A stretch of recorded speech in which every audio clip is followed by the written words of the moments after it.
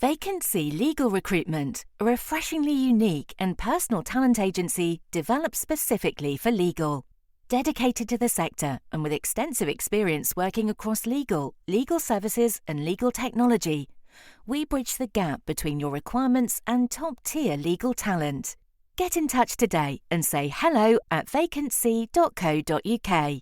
Vacancy, one exceptional placement at a time.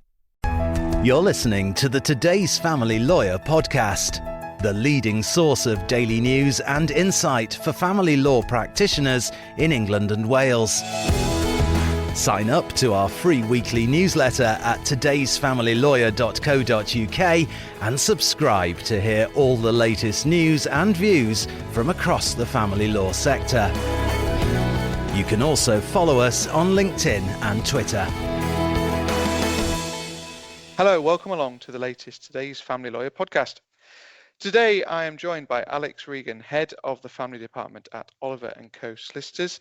Alex is a solicitor and a mediator, and the topic of conversation today is the power of social media and marketing. We all know that marketing works, but so often, particularly in difficult times, it's the thing that gets forgotten, or it's the thing that gets cut from a budget point of view. So great to have you on the podcast, Alex, and hopefully you can give us some real insight into how your firm is making this really work for you. And we're going to particularly touch on a series that you've called Family Fact Friday. Thanks, David. It's great to be on today. And, picking up on that point of marketing, I became a family lawyer in the late 1980s, and you'll remember yourself, or possibly not, depending on your age.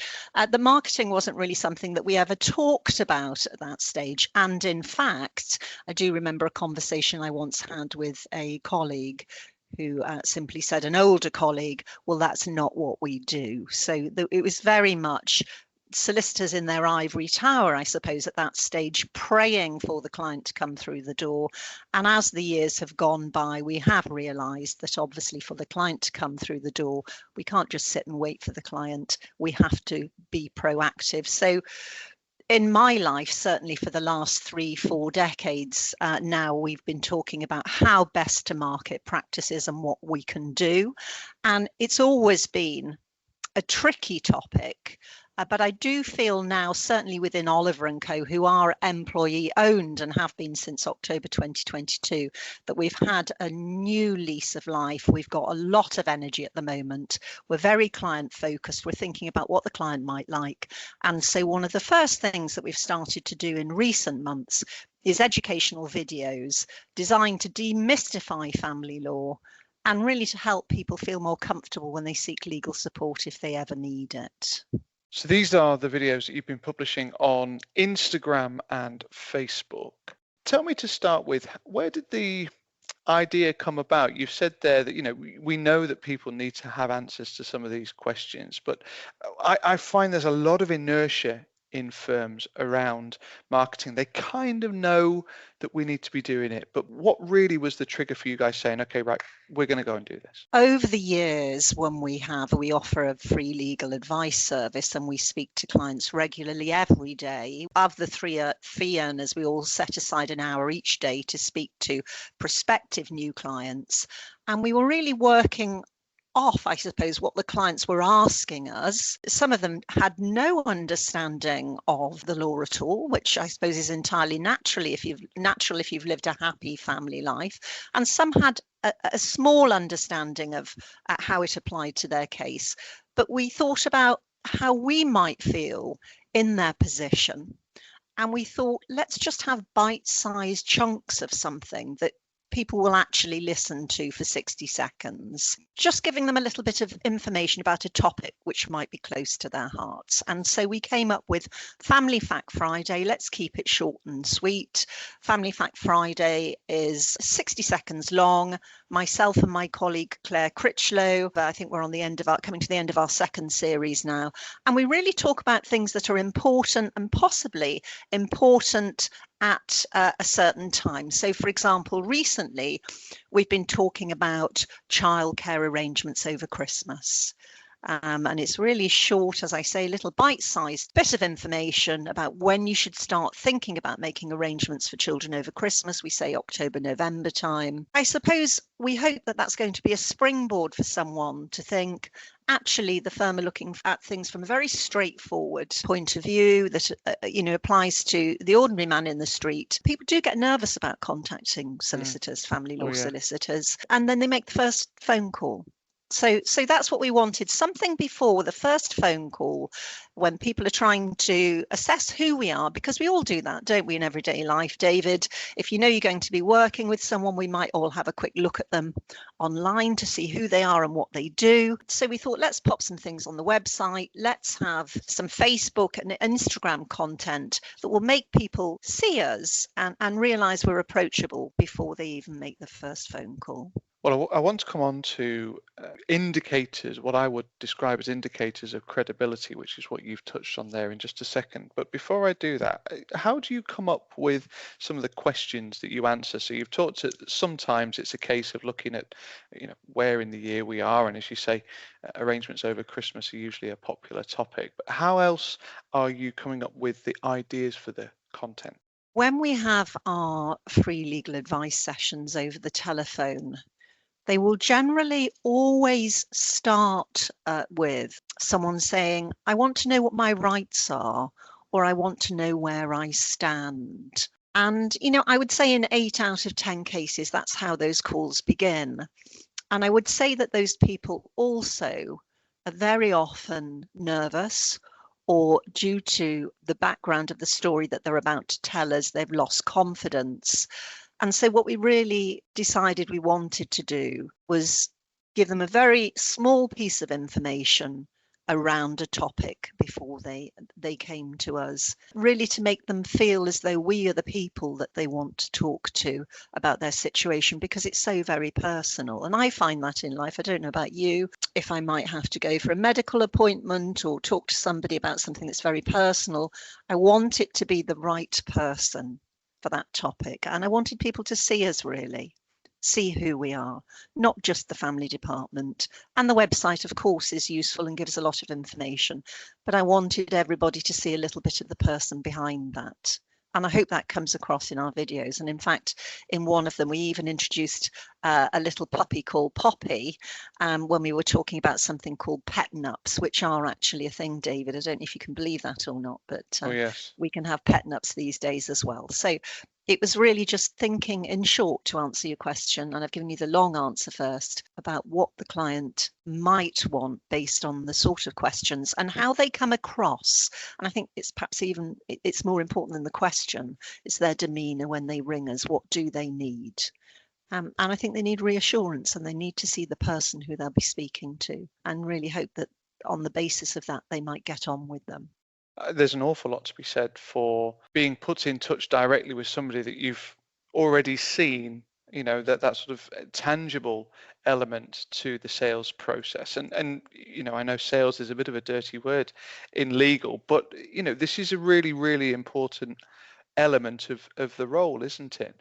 There is a marketing mantra that says it takes anywhere between 7 and 12 touch points, and that might be a website visit, it might be a review, for example, it might be a video, as you guys are using, but to take somebody along that journey from first really coming across the problem that they might have, or coming across you as an organization, through to making that commitment to engaging with you. A question that I'm sure people will be thinking about in the context of this discussion is, how much is too much? Now, in 60 seconds, there's only so much that you can share, I appreciate, but there's always that fine balance, isn't there, between sharing enough information to almost tease people into instructing you, but not too much information that they could go and do it themselves. Of the 3 fee earners in the department, we all have the same view, which is we offer free legal advice, whatever your circumstances. And at the end of that, we term it a 10-minute call. If it appears that you need more information, then, I have to say that some of these free 10-minute appointments will go on for half an hour or 40 minutes. And we all take this on the chin because our understanding and belief is that we've got to give you enough to feel happy and confident and empowered when you put the phone down to really embark on the course of action that you have begun with this phone call. Because there are a lot of nervous people out there, and you know, you're changing the status quo of your life, aren't you? You may be about to become a single parent, or you might be about to divorce. And so we all try to put ourselves in the shoes of that individual. And I think I'd say for all of us that we are really happy to give sufficient information. I suppose we would put a limit of about 45 minutes on a phone call, but we tend to put more energy into the call rather than less, because even in 45 minutes, we're not giving you everything to go away and do it on your own. We do try to empower people who don't have the funds to do things on their own. And in fact, we offer something called the Ask the Legal Expert appointment, which is 45 minutes, where we'd be happy to assist people in filling in a court form to pursue the case themselves.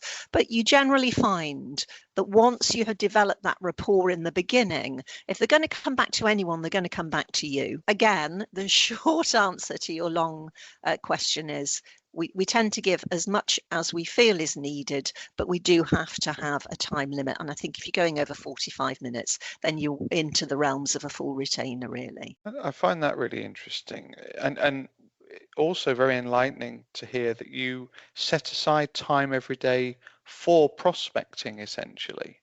How does that work? Well, we all have a different hour. So my hour for these free legal advice appointments is between 1 and 2. And so unhealthily, possibly, I take the view that that will be the time when I'm having my lunch. So, you know, time recording wise, it's my time. I do have a lunch, I have to say, it's a very quick one, but that is the time when I speak to my clients. And then the 2 other fee earners in the department will offer a 3 to 4 and a 4 to 5 time slot each, because that generally tends to be the time when people are likely to be freer or they've picked up their children from school. So it's not easy, David, I'd have to say that. And, you know, sometimes there are days when we are tired and we think to ourselves, well, goodness, you know, we are giving this amount of time every day. If a fee earner does have an enormous amount of casework, then the other 2 of us will take up the slack. And on occasions we do say that we have our 10-minute calls every other day, but we try to make it our duty when someone has phoned to put them in contact with a solicitor within 24 hours of their call. And we're really proud of that. And sometimes we will just ring someone if they've made an inquiry in the morning, if it's urgent anyway, for that free legal advice. So we make it work is the answer, and it's not easy, but we make it work. There's a recent First for Lawyers piece of research that's been published, and you can find it on today's Family Lawyer. The link is going to be in the write-up, in which they indicate that law firms and the legal sector in general is not harnessing social media in the way that it could or should be.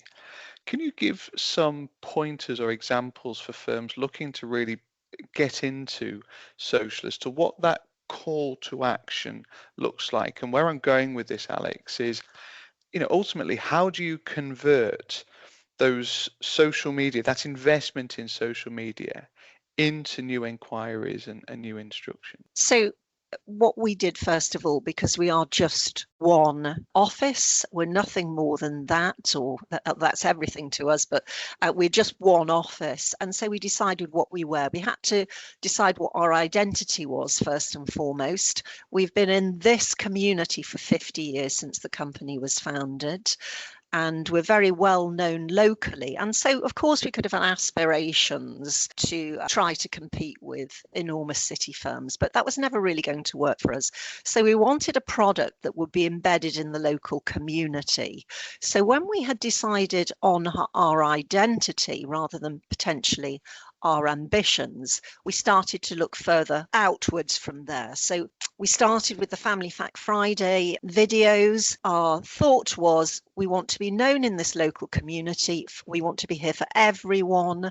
We want to be inclusive, and we want to have a supportive approach to family law.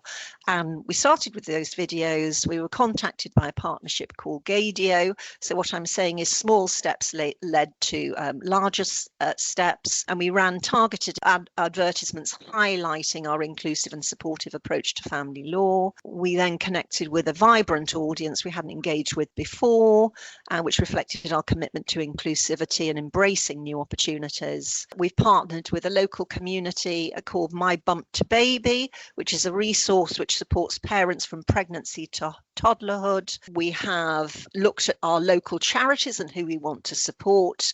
Because we're employee owned, so many people now in the firm have the energy and the ideas, which is wonderful. We've got this, it's almost over 70 plus staff. Everyone is marketing or bringing an idea to the table.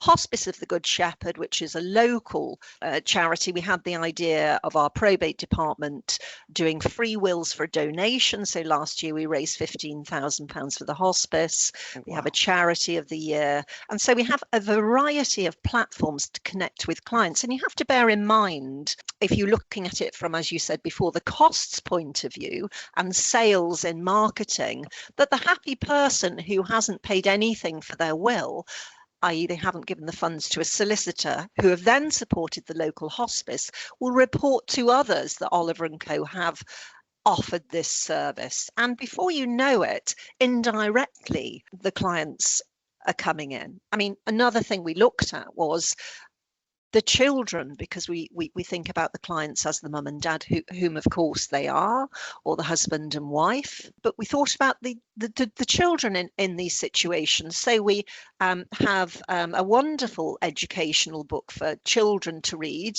when their parents are separating, which we gave to every local school in the hope that they'd put it in their library. And, you know, that's not your direct target, the child, but the child is so important in all proceedings. Then you have the umbrella of the mum and dad, the husband and husband, wife and wife, whatever the case might be. And so it was going in on a number of layers. Also, another example, when I made an appointment at the doctor's recently, I saw that the fifth option on those many, many options that you know, when you're trying to get an appointment, which are infuriating, was if you require support, legal advice and assistance. And I thought, well, hold on. My doctor's surgery is 5 minutes walk from here. Why don't I go and introduce myself? So I've introduced myself to them. Suddenly, you know, you become part of the sixth option and the telephone call to your local doctors. And it's the embedding of you in your local community. And I know I keep repeating that, but you have to be that tried and tested product that's going to be the default for the local community. So once again, the long answer to a short question. I remember, and I know you guys are based in Chester, I remember wandering up and down, there's a cobbled street in Chester, Whitefriars, on which there are, from memory, 6 or 7 law firms. I just remember sort of wandering down it thinking to myself, as a consumer, how do you make a choice between all these firms? I've gone past the window and they may well have, I don't know, Lexcel in the window, or they'll perhaps have the conveyancing quality scheme there, or they might be members of Resolution or something along those lines. But how do we, as law firms, differentiate our offering from one another so that a consumer can look at it, a client can look at it and go, that's the firm for me? It's a funny old thing, because that's pretty much where I started off in 1989 when I completed my articles, as they then were, at the top of that street. And you're quite right, it's basically a street full of lawyers, and I think there's a dentist, and that's pretty much everything that's on that street, and council's chambers. In 1989 or in the 1990s, you wouldn't have had a clue. You'd generally be going on a word of mouth, wouldn't you, rather than anything else. And of course, these days things have changed, and the first port of call for many is the website, isn't it, these days? So we have a lot of very traditional firms in Chester, and they have relied on their reputation for many years. And I think that we recognise that even though the firm had been here for 50 years, that wasn't going to sustain us, and we had to do more than that. As I touched on before, we became employee owned in 2022, which has brought a massive amount of new energy to the firm, because every employee has a share of the net profit, and ideas come from every single area of the firm.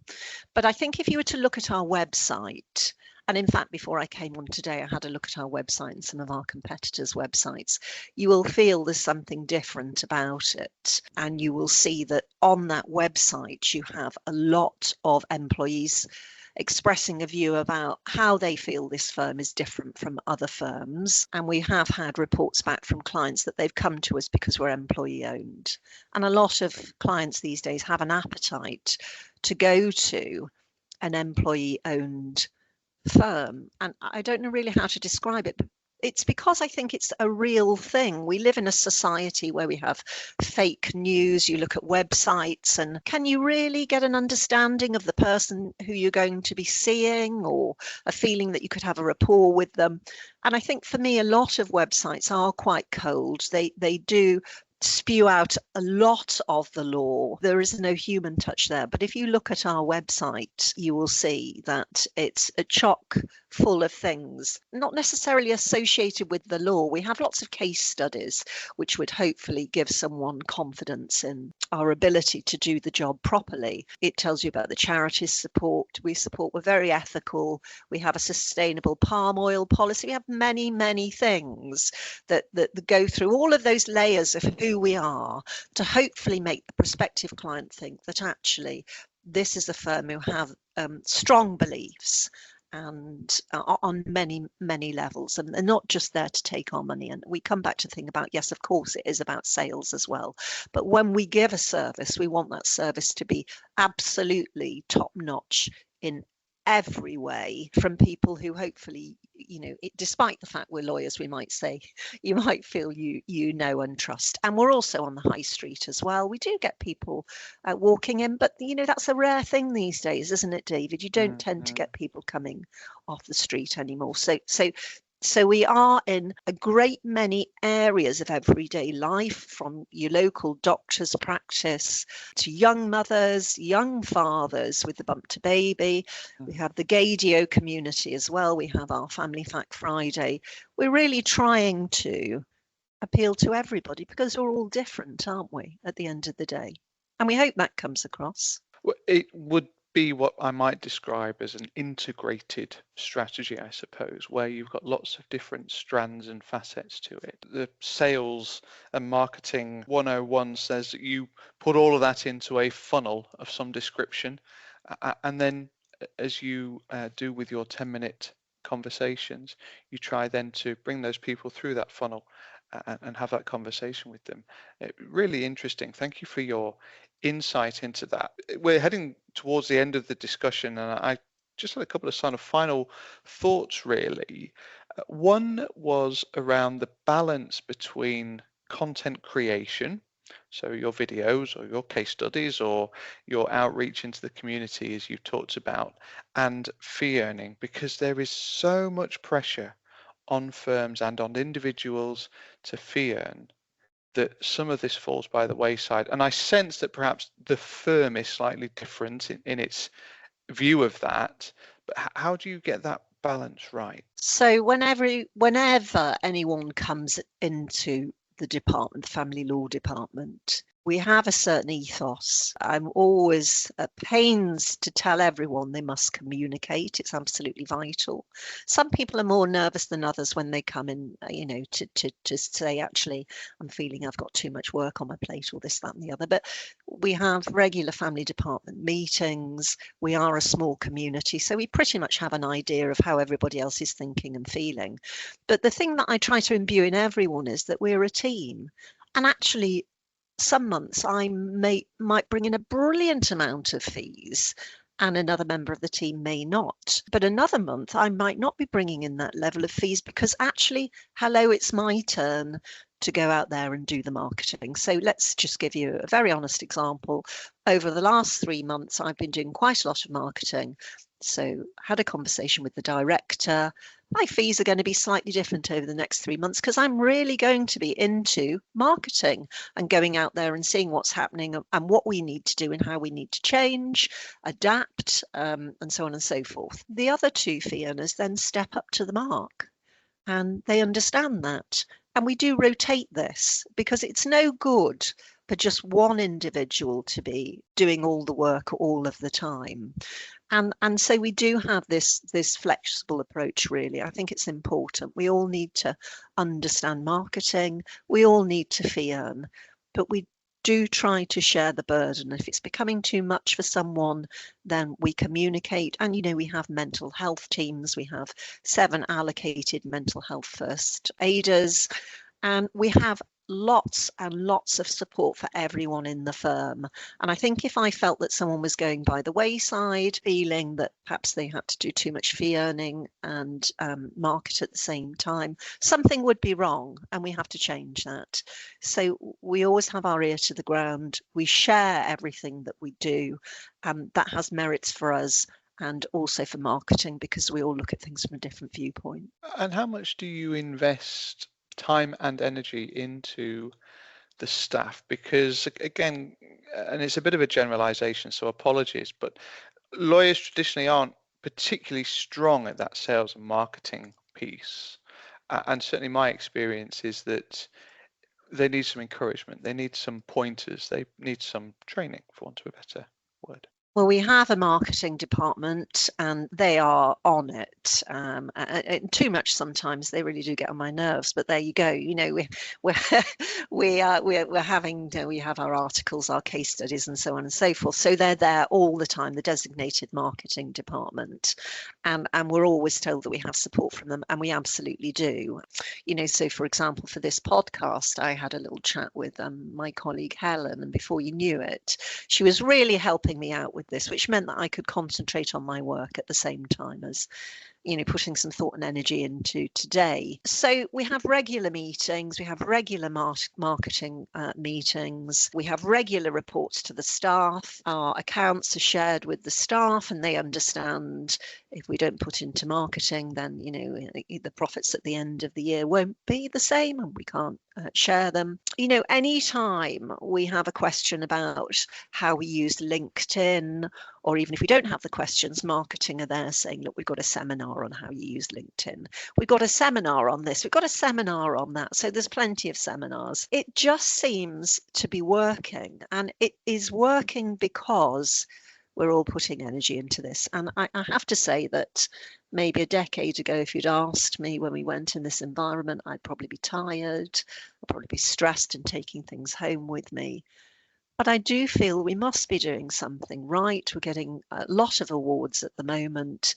And the award is the result for, I equate it to, let's say, you go to the gym and you eat well and you want a different type of physique. And if you do all of those things, you end up with a different type of physique. So the award is the different type of physique at the end of it because we've put so much into getting there with mental health care, with our investments in people, keeping an eye out, seeing how they're doing. That's just that's the final thing. But I think pretty much everyone in the firm is aware of how we should market, and they seem to be doing quite a good job. Please God, let's see.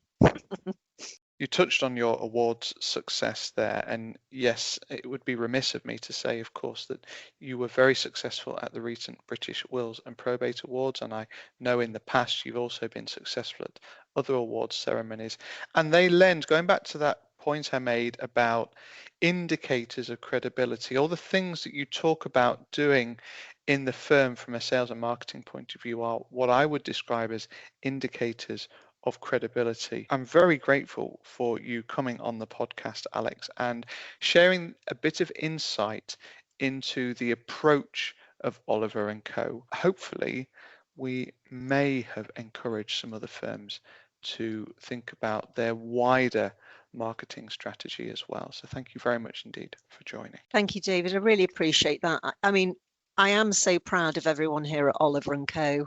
Everyone is working for joint purpose. And whether that's to do with the people that we have here or whether it's to do with the fact we're employee owned, I don't know. But long may it continue. The Today's Family Lawyer podcast is available on your preferred podcast provider. It's also available on todaysfamilylawyer.co.uk. My thanks to Alex. Thank you as ever for listening, and we'll see you again soon. You're listening to the Today's Family Lawyer podcast, the leading source of daily news and insight for family law practitioners in England and Wales. Sign up to our free weekly newsletter at todaysfamilylawyer.co.uk and subscribe to hear all the latest news and views from across the family law sector. You can also follow us on LinkedIn and Twitter.